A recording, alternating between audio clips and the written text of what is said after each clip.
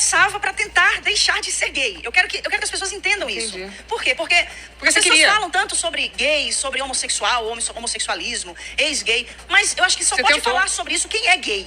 Você tentou muito. Quem tentou? É a mesma coisa de eu dizer para você hoje, pastor Leonardo, você conseguiria ser ex-hétero? Nem eu consigo ser ex-gay.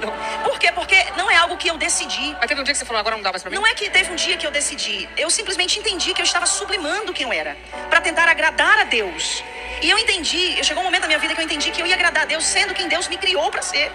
Sem máscara, sem fingir ser o que eu não era. Você não gosta que falem que você é gay, não é isso? Na verdade, eu não sou gay. Mas qual é a diferença? Eu tenho tendência a homossexualidade. Porque o gay é aquele que pratica. Ah, tá. Eu tenho tendência a ser, mas essa tendência não tem poder para me tirar da graça que eu estou nela. Embora, se eu não buscar o Senhor, ela vai ter todo o poder. Mas não são os meus desejos que ditam a regra. Quem dita a regra é o meu foco. Aonde eu quero chegar? Lá. Então, se é lá que eu vou chegar, eu vou lutar para chegar lá. Então, Deus me transformou de um gay para um homem que tem uma tendência hoje a ser um gay.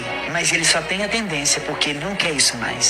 E como tem ao questionamento de Lana Holder de pessoas que viveram a homossexualidade, tem o seu lugar de fala, né, digamos assim, em se posicionar sobre o que era a renúncia, né?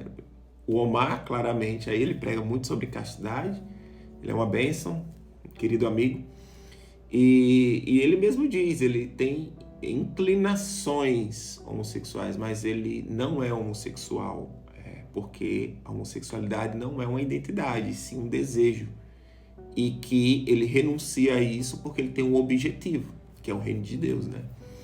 E é muito interessante nessa fala da Lana Holder, porque ela diz que tentou agradar a Deus, mas meio que optou em não sublimar, ou seja, renunciar, mas que ela viu de uma forma diferente agradar a Deus, meio que abrindo mão do que a palavra de Deus diz a respeito, né, do que seria a reprovação de Deus em relação à homoafetividade.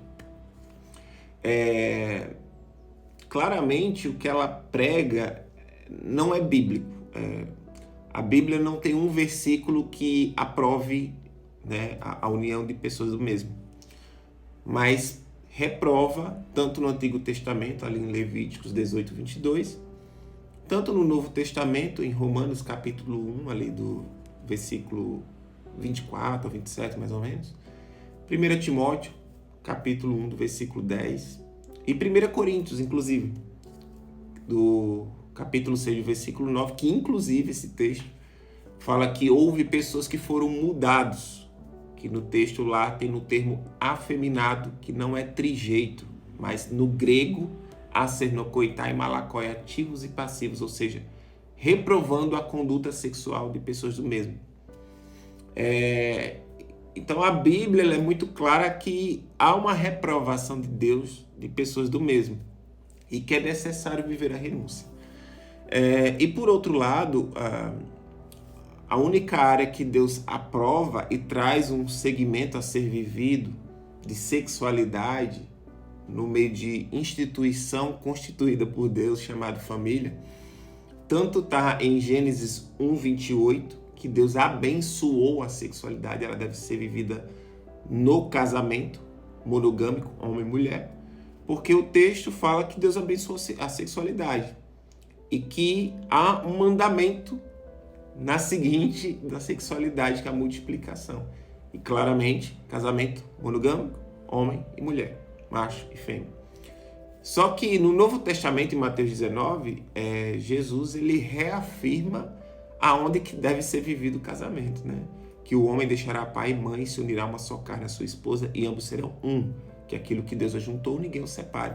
Então Jesus ele reafirma aonde que tem que ser vivido a sexualidade, que é no casamento monogâmico, homem e mulher, seguinte de um mandamento, que é a multiplicação, e que há um ato de responsabilidade nossa em viver a nossa sexualidade dentro desse princípio. Mas aí vai dizer, mas o hétero, né, não existe ex-hétero, se alguém vai deixar de ser homossexual. Na verdade é que assim, o termo heterossexual só foi criado no século XVIII, né? Então, claramente, a Bíblia tem um objetivo, onde que o macho e a fêmea vai viver o seu propósito de família, né? Que é nesse segmento que Jesus trouxe em Mateus 19. Então, assim, não dá para fazer essa comparação. Qualquer pessoa, que aqui não estou aplicando sexualidade, que seja um seguidor de Jesus e tome a decisão, e evangelho é sobre renúncia. Lucas 9:23, se alguém quiser vir após mim, negue-se a si mesmo, toma sua cruz e siga-me. Então, ser um seguidor de Jesus implica em renúncias. E isso aplica na nossa área sexual, moral, né, e conduta. Então, assim, o evangelho ele é um confronto à nossa pessoa em renunciar a várias áreas da vida da gente. E claramente a área da sexualidade ela só é permitida por Deus dentro do padrão bíblico. Gênesis 1:28 e Mateus 19. Mas vai dizer, o hétero pode casar e eu não posso ser feliz. Na verdade, a nossa felicidade ela tem que estar em Cristo, no nosso relacionamento com Ele. E a renúncia na área sexual ela é aplicada a todas as pessoas. Por quê? Porque se o hétero ele não se relacionar dentro do casamento, ele está cometendo algo que Deus reprova, que é a fornicação. Então, tanto quanto o homossexual está nesse encaixe aí, né? E a renúncia é aplicada aos dois. Então, se o hétero não casar, na mesma intensidade, o homo e o hétero, eles vão renunciar buscando a santidade, que é um princípio fundamental do evangelho. Hebreus 12:14 vai dizer que segue a paz com todos, mas sem a santidade ao qual ninguém verá a Deus. E a santidade é você ser separado para o uso exclusivo de Deus.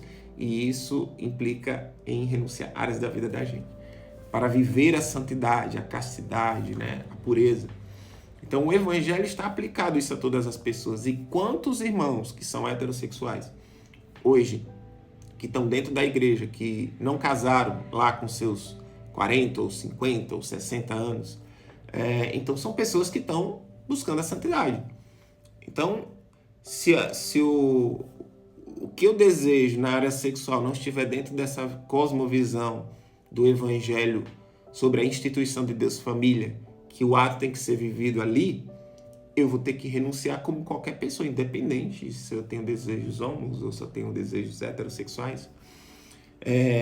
Na verdade, eu vejo que nos dias de hoje, eles querem afirmar que a homossexualidade seria uma identidade, desde quando ela não é, porque na verdade é um desejo sexual e culturalmente há uma pressão muito grande para querer afirmar isso como uma identidade.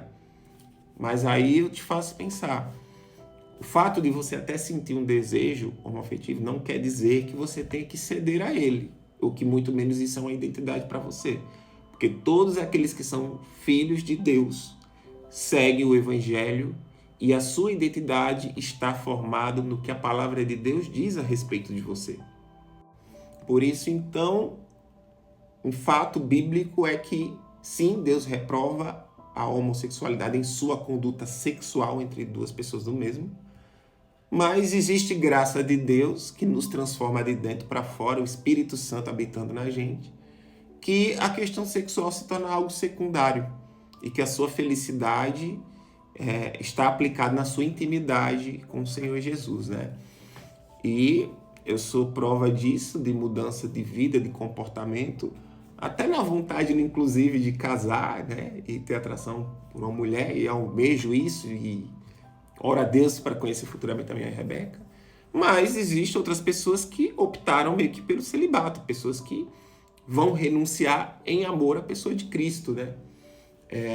Então eu vejo que a Alana Holder, claramente ela não conseguiu, ela acabou amando mais ao seu próprio desejo para tentar adaptar o evangelho à sua vontade, do que propriamente renunciar àquilo que o evangelho reprova, ignorando os textos ou invalidando os textos como se eles não fossem válidos para os dias de hoje, e eles são, né?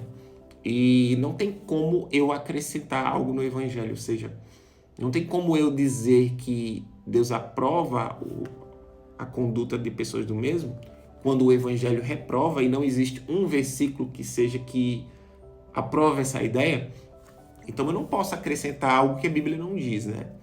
Por isso que em Gálatas 1:8 diz assim, que ainda que eu, ou você, ou um anjo do céu que vos desça e pregue um evangelho diferente do que vos prego, que sejas anátema. Ou seja, o evangelho trata como maldição tudo aquilo que a Bíblia não diz. E ainda que um anjo do céu apareça para você pregando algo que a palavra não diz, isso não procede de Deus, é engano e leva maldição para as pessoas. Porque a Bíblia vai dizer o seguinte: será que o cego pode conduzir outro cego? Ambos cairão numa cova. Então a gente tem que ter muito cuidado com as pessoas que afirmam algo que não existe na palavra de Deus e está levando muitos a um caminho de engano. E que, fato é necessário renunciar à área para aqueles que sentem desejos homoafetivos. E talvez a renúncia de início não seja algo tão fácil ou compreensível para aqueles que estão chegando, mas existe uma graça que entra na sua vida, que te transforma de dentro para fora, que a questão da sua sexualidade vai ser algo secundário, mas Jesus será primeiro na sua vida.